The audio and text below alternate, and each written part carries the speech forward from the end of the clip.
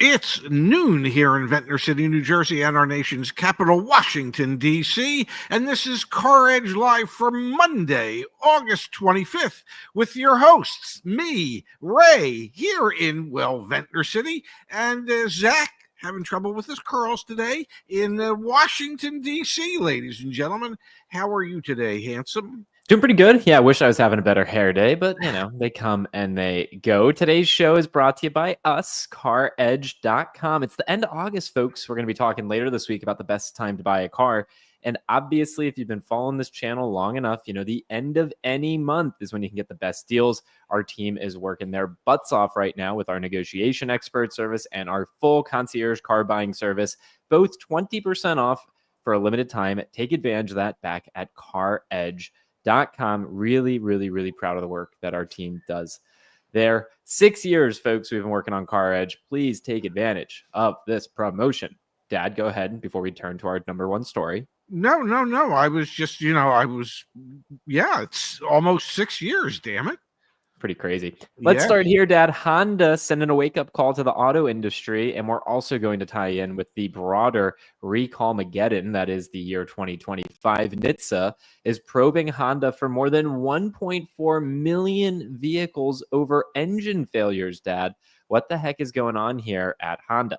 I don't know, but as a 74-year-old man, I hate hearing the word probe. I need to say that. And when you use it as probing, that's even scarier. There's a probe going on right now for 1.4 million vehicles.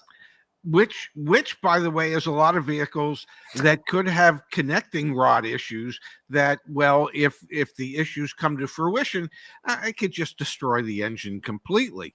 I would say that's a real issue for Honda because Honda, much like Toyota, is known for their reliability, and realistically, the strength of Honda has always been in engines and in suspensions from Honda Racing. And this doesn't, in my opinion, bode well for our dear friends at Honda. It definitely doesn't, Dad. And this comes on the heels of, I think it was last year, Pops. Yeah, in 2024, there were 1.4 million other Honda vehicles that also had ultimately resulted in almost 250,000 of them being recalled the year prior. So there's all sorts of activity here with these brands that are typically respected as like being, I don't know, kind of bulletproof, having their issues. These vehicles that are in question right now, just so everyone knows, 2018 to 2020 model year Acura TLXs, 2016 to 2020 Acura MDXs, 2016 to 2020 Honda Pilots, 2018 to 2020 Honda Odysseys, and 2017 to 2019 Honda Ridgelines. These are popular vehicles. These are not, one-offs. The only one of the group that wasn't particularly popular is the TLX, which is why the TLX is being discontinued. But the MDX is Acura's best seller. The Pilot is a big seller for Honda. So's the Odyssey, and so's the Ridgeline. So, obviously, this is relating to slightly older vehicles, the 2016 to 2020 model years in many cases. And I guess the hope would be that either they've done a much better job with their engines since 2020, or we can await a NHTSA probe for Honda again in the future for the engines on the cars built from 2021 on. I think that's like a little bit of the question for me, Dad, as we've seen questionable new vehicle reliability. And this is obviously from a time period before the questionable new vehicle reliability, really post chip shortage and post pandemic is when we think of vehicles not being produced as well, which leads me over here, Dad. I'm going to share it on the screen. The latest and greatest NHTSA recalls by manufacturer. Ford is up to an astounding 104 recalls so far this year. I mean, Honda's on here as well. Where are they? They've got 14. But think about that for a second, folks. Like, new vehicle affordability is something we talk a lot about, and new vehicle reliability is another thing that we talk about.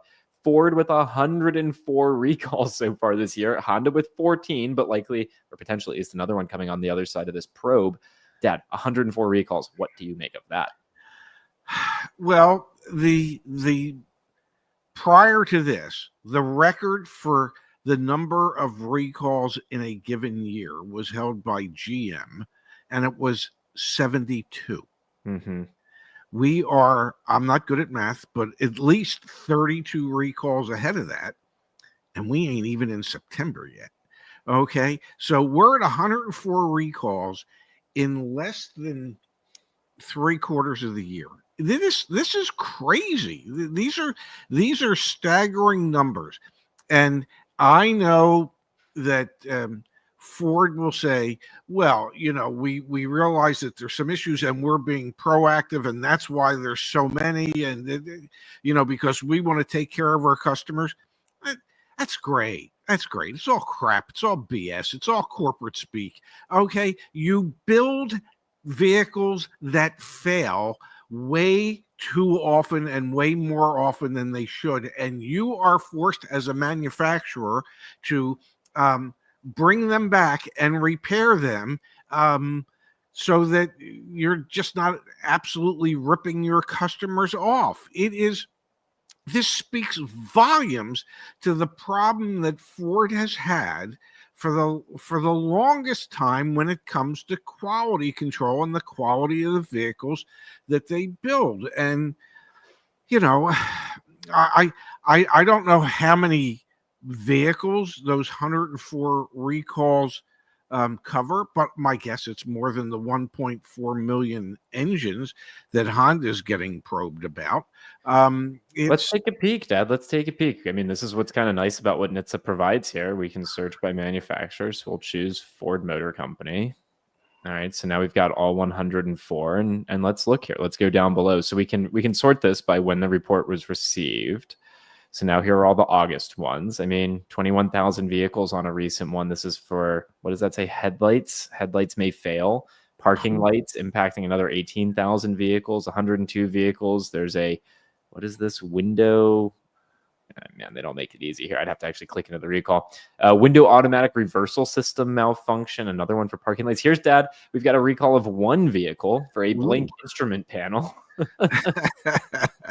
You think somebody might have caught that at the dealership when they were doing the pre-delivery inspection? Possibly. Here was another one. Here's 103. This is for the powertrain. The rear axle hub bolt may break. Let's go to this particular recall. Let me jump on this really quickly. Yeah, this is rear axle hub may break. What is this impacting? 2023 to 2025 Ford F-150s. There you go. And it was 103,000 of them, wasn't it? Yeah. Yeah. Okay. Yeah. That's pretty significant. It is. I would just think that it should be incumbent upon the manufacturers to try and produce the best quality vehicles that they can. And I know people get mad at me because I tend to not speak fondly or kindly of Ford, but you can't. How can you tell me you're not serious about quality without telling me you're not serious about quality? And the way you can tell me that is by the number of recalls you have year in and year out. And so it just becomes, to me, to a degree, nonsensical when we hear Farley and others speak platitudes about Ford and what Ford stands for and what Ford's doing. And, everything that they're doing doesn't necessarily align with what the quality should be. Yeah. And it's kind of sort of sad to see, but yet they have a very loyal following. What do you make, though, Dad, of what's going on at Honda? So obviously this is a probe for engines, but those engines, again, are actually kind of old relative to, for example, what we're just showing, 103,000 Ford F-150s. They were 2023s to 2025s. Yes. Honda's issues seem to be a little bit more backdated, anywhere from 2016 to 2020. Do you anticipate that we're going to see other automakers kind of following in Ford's footsteps with other quality issues? Because to me, they're kind of apples and oranges. Like, Honda's got issues from the past, Ford's got issues in the moment. Well, let me put it this way. I would feel better about Ford's situation if it was recalls or probes for vehicles that were 5 to 9 years old, as opposed to vehicles that are 1 or 2 or 3 years old. Yeah. Um, let's face it, every manufacturer is struggling engine wise. To produce engines that, at least ICE engines, internal combustion engines, that meet federal guidelines for emissions and everything else. And unfortunately, the way that most manufacturers have decided to do that is to go to 3 and 4 cylinder turbo engines. Mm-hmm. And so that typically a turbo engine has more strain on it than, say, a 6-cylinder or 8-cylinder engine would. And so I think most manufacturers are struggling to a degree with the quality of their engines. And I think historically we can see that, since most have switched to like 4-cylinder turbo engines and done away with 6s and 8s. So I would think that would, in my mind, lead me to believe that we will see more engine recalls moving forward. Yeah. For all these more fuel efficient, less emission producing engines that all the manufacturers have tried to come out with. Kind of where my head goes as well. And then it's juxtaposed with the fact that CAFE standards just got erased. So now we're going to go back to using prior technology that's more bulletproof. I'm thinking about that V8 Cummins diesel engine I was in a couple weeks ago. That thing has no issues, never has, seemingly never will, but all the new tech that you're talking about. Okay, let's switch gears, Dad. Let's turn our attention over to Audi. They had some pretty big news last week that I think is indicative of potential broader trends in the auto industry. Audi hikes 2026 prices by up to $4,100 amid tariffs, adds free maintenance. There you go, folks. Whoa, may I say something? Yep. I helped run an Audi dealership, and I'm not sure that you're going to spend $4,100 on maintenance the first 3 years. I would bet dollars to donuts that you're going to spend $4,100 in maintenance after the warranty runs out. But yeah, that's we're going to charge you $4,100 more, but don't worry about it. We're going to do your first 3 oil changes for free. Let's keep looking into this, Dad. It's fascinating. 4,100 is the high end of what Audi's doing. Let's jump in here. We've got the A3. It's going to see its prices go up $1,900, starting MSRPs at $41,395. The A6 All-Road, good-looking vehicle, going up $2,600 to $74,395. The RS7, RIP to the RS7, being $4,100 more affordable. It's now up to $133,995. A8 going up by $3,100, the Q4 e-tron by $800, the Q7 by $1,600, the Q8 by $1,200, and the e-tron GT by $2,200. Now, what's interesting here, Dad, is we were actually interviewed. You were interviewed. You were actually featured in an NPR piece on Marketplace last week on Friday, talking about how the model year changeover is slower this year. And also we're anticipating more price increases during this model year changeover. So what do you make of here, Audi coming out and saying, hey, the 2026 vehicles are going to have a price increase? Are you surprised by the amount of these price increases or not? And do you anticipate seeing more manufacturers announce these price increases and trying to justify, hey, but now you're getting free maintenance, when really it's just in response to tariffs? What's your take on this? My take is that they don't want to use the tariff word because they don't want to piss anybody off. So they don't want to use the tariff word. So rather than use the tariff words, well, it's a 2026. It's got the latest and greatest. It's really got an enhanced this or an enhanced that. Plus, we're adding free maintenance. So they're making it seem like they've added so much to the vehicles that's the root cause of the price increases. Typically, the price increases from one model year to the next don't range from $800 to $4,100. Okay, that typically they're not that high. So I think we're we're just trying to use different words to describe what's happening. And But do you think we're going to continue to see price increase announcements like this? I mean, obviously we saw it with Subaru on many of their vehicles. Now Audi coming out. Audi actually already earlier this year announced the Q5, which is not covered here. Q5 price went up by as much as almost, what was it, over four figures. it was around $5,000. Yeah. Yes, in answer to your question, yes, I think we're going to see more manufacturers with larger model year price increases for the 2026 model year than what we historically have seen. And it all boils down to the fact that the manufacturers can only afford to eat so much of the added tariff costs that they've encountered. Ford said it was billions of dollars. GM said it's billions of dollars. Toyota's saying it's like $10 billion. We know that Mazda, it's costing them $150 million a month. These are profit-driven businesses. Can they operate on a lower profit margin than what they had in the past? Yes, they're proving that they can. They're eating as much of this as they can. But at a certain point, they can't and they will not eat it all. To think otherwise is really kind of foolish. So, in my opinion, they're just going to couch the price increases in, well, it's the new model year and we've added certain enhancements, and that's why the prices are going up as much as they are.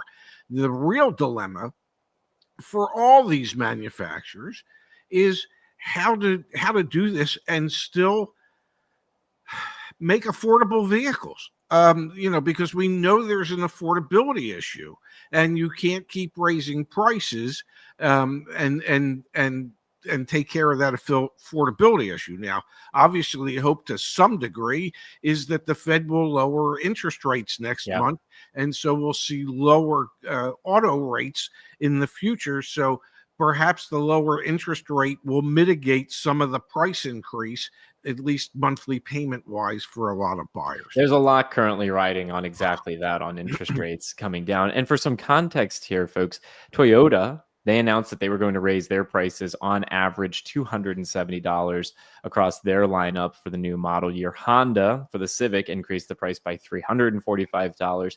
And Nissan has said higher prices may come into play later this year. So we are seeing, again, with Audi, for example, a significantly larger, and Subaru too. I don't want to leave Subaru off the hook there. What was it that it was the Subaru Subaru was like $755 to a little over $2,000 were the price increases across the board. And that's a pretty significant price increase, regardless of it's a new refreshed model.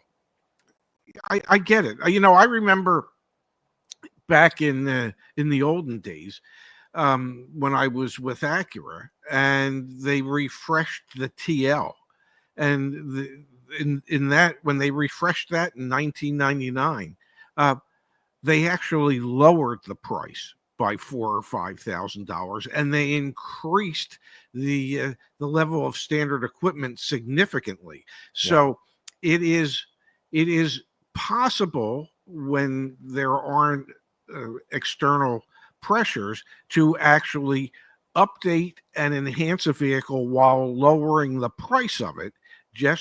It's just not possible at the present time. Yeah, absolutely. And again, anticipate that we're going to see more and more of that as the model year switchover happens, which we should comment on, Dad. It is happening more slowly than it has in years past. There very much has been a wait and see attitude and approach to the model year switchover. Typically, we would see more of the inventory in the market being 2026 at this point. I think we had the data. What was it from Car Gurus? I think it was like 13%. Yeah.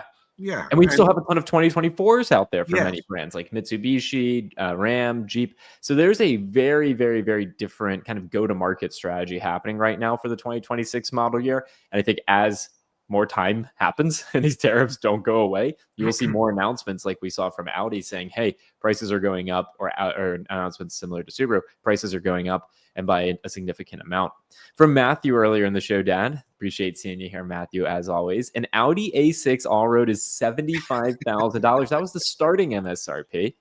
F me, almost Cayenne money. I mean, probably when you start adding options and things like that, yeah, we're competing with a Porsche. I was talking to some friends over the weekend, Dad. Yes. And they were talking about, they wanted to get a new car, but they didn't want to spend more than like, a couple $100 a month.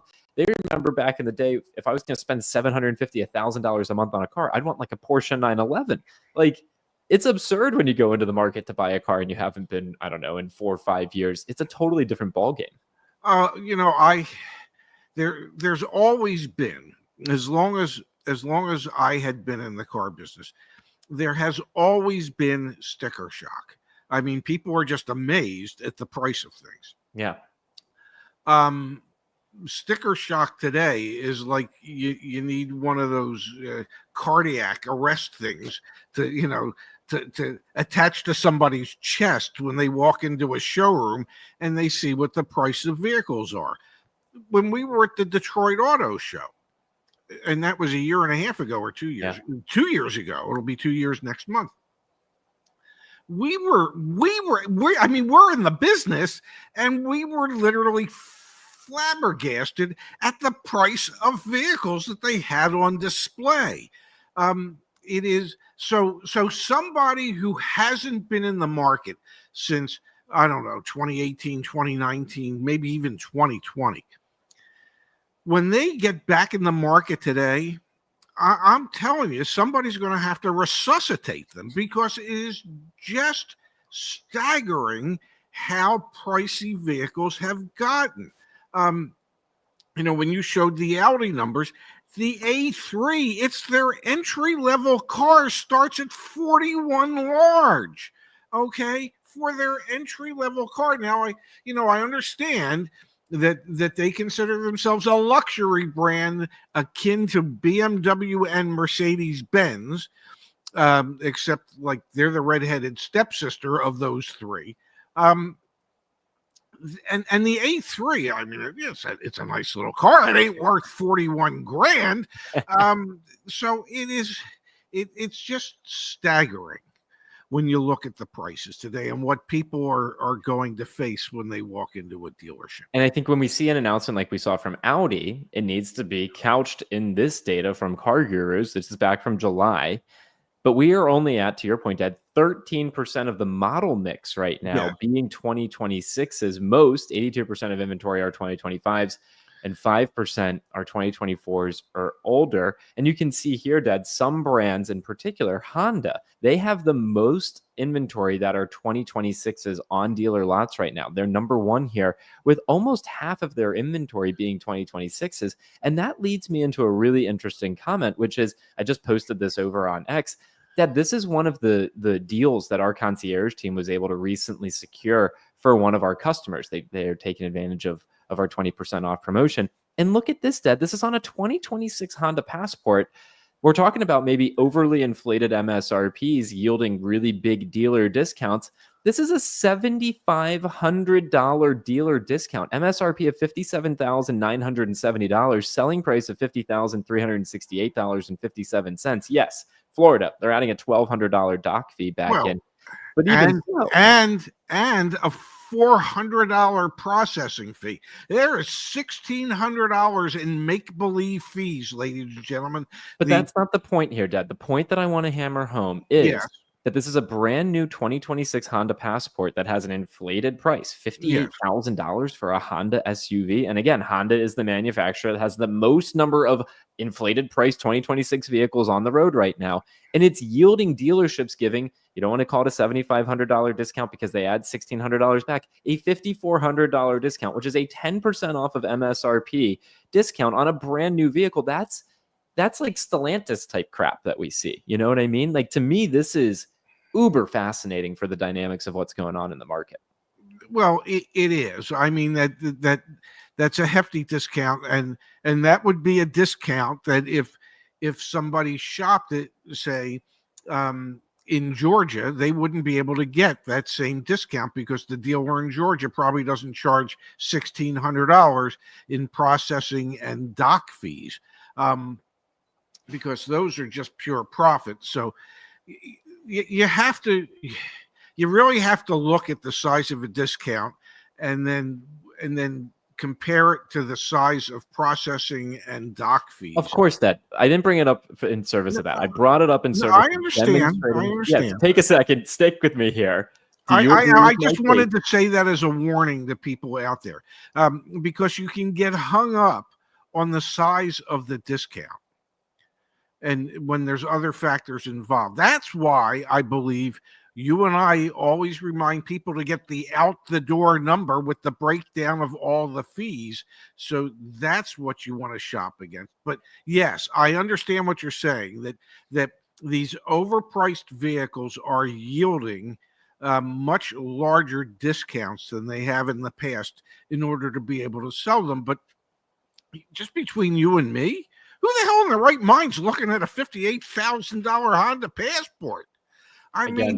Again, that was a deal done by one of our concierge team members. So one of our community members and customers, Dad, wanted a $58,000 Honda Passport. So we appreciate them. But yeah, I hear you loud and clear. And again, that's why I brought it up. It's like, there's one manufacturer who has flooded the market with the most 2026 model year vehicles. We know 2026 model year vehicles are more expensive than their predecessors because of tariffs, even if they might say otherwise. And then what's ultimately happening is they're not selling. And so you see dealers offering 10% off MSRP on a Honda, which is absurd. Like two years ago, you're not getting 10% of MSRP on a Honda, maybe to get 10% off the Jeep, but not the Honda. And again, why?